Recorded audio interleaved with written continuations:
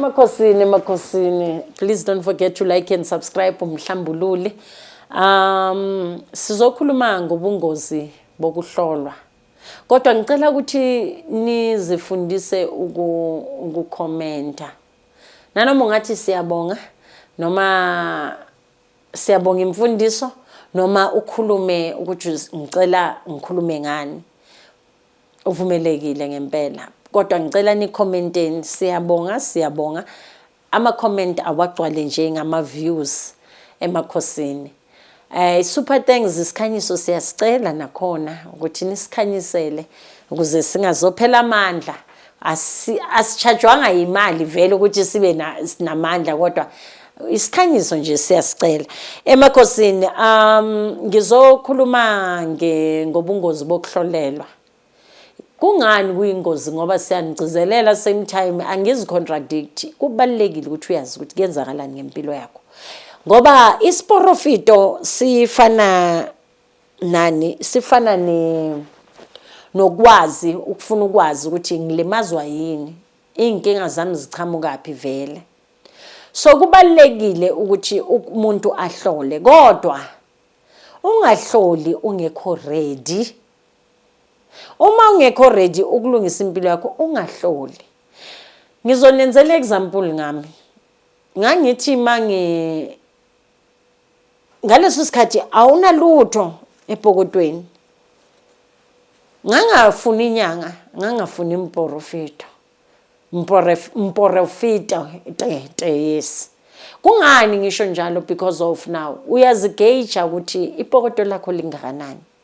Ungasukeli umuntu okhanyiselwayo uye kuye. Zifundiseni ukuba namandla.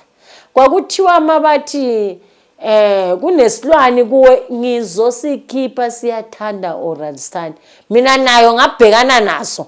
Ngezwe futhi ke umusa bewumuhle kodwa ngeke ufane nami ngithi mhlawumbe mina bengitrainelwa le ndlela engikuyo manje ukuthi ngokuncede. So ubungozi bokuhlola ukuthi you must be ready ukuhlola ngoba yonke into ezovundlulwa lapha ekukhulunywa ngayo i-emergency ekufanele ibe ine solution. Kodwa ayifani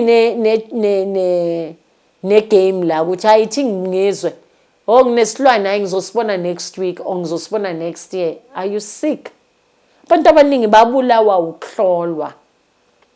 Yekela ukuhlola. Zama by all means mawube ipokoto lakho li-empty. Ungagolodi inyanga, ungagolodi umporofito ngoba uzoba islave lapho. Mayivumelekile izawuzibonisa ukuthi ya ngempela le yona idinga ukuthi wena ube namandla. Kuyenzeka ukuthi ungaphiwa imali ipoto lakho libe empty ngenxa yokuthi they know amandla abo abakini. So abahlolayo kukhona inkulumo engizwe kumuntu ngiyathanda mina ukuyenza ukuthi ngikhuluma into engizweli. Uye walalela ubungozi bokuhlola kukhona ivideo engayenza. Let's take it as a part 2 ke le. Uthe ungilalele, you don't need to rush. And uyagula lo muntu mawuthi uyampe. Emergency but uzwe inkulumo yami ukuthi kwamele ube ready before ukuhlola. So yena uthi akakabi ready but i-situation yakhe iyabheda.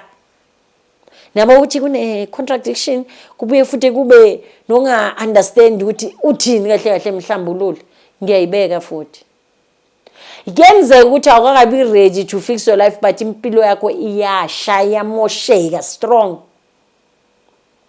Lokho uthi mawufika endaweni isilwane sakho esi-active ukundlulisa wena. Umoya lo muba abakufake wona o-active ukundlulisa. And abantu abakwazi ukuhlambulula abakwazi ukukhuleka by the time uba ufika phambi kwabo leyo 5 minutes mawusuka phambi kwabo ubashiya ngokungcola bajike bakenze ini bakubiza umthakathi. Ngoba umuntu mangathi uyangena la that's why nginganifuni ukuthi nizohlola la kimi. Mangihlolela umsamo yimi nomsamo wakini ngizobuye ngicheck. Ma umuntu nomuntu osondelayo ma unesilwane ngizozwa nephunga lakho. That's why abantu banyanya banganithathi serious. Udina abantu ingenxa yani yalo moya ohamba ngawo. Please don't forget to like and subscribe.